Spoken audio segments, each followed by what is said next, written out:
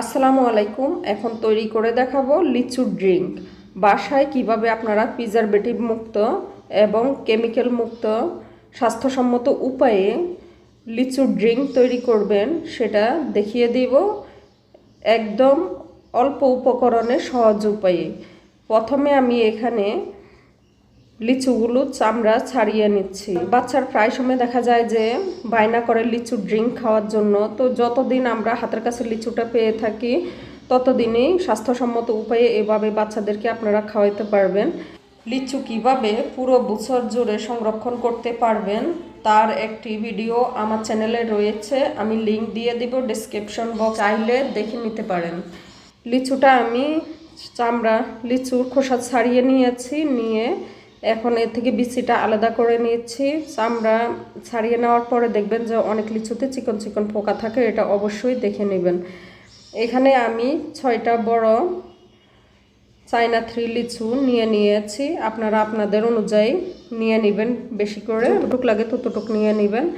এখানে আমি বড় 1 গ্লাস জুস করব, এর জন্য 1 গ্লাস নর্মাল পানি দিয়ে দিয়েছি লিচু।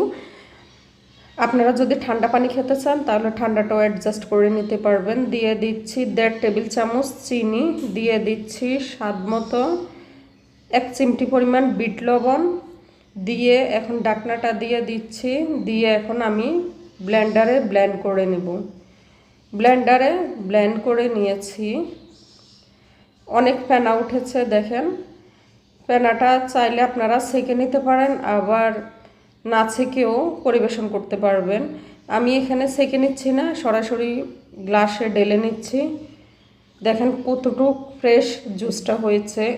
এভাবে আপনারা মাত্র 1 মিনিটে জুস তৈরি করে ফেলতে পারবেন বাসায় স্বাস্থ্যসম্মত উপায়ে। এখানে কয়েকটা আইস কিউব দিয়ে দিয়েছি। যারা ঠান্ডা খেতে পছন্দ করেন একদম ফ্রিজের পানি দিয়ে ঠান্ডা তৈরি করতে পারবেন।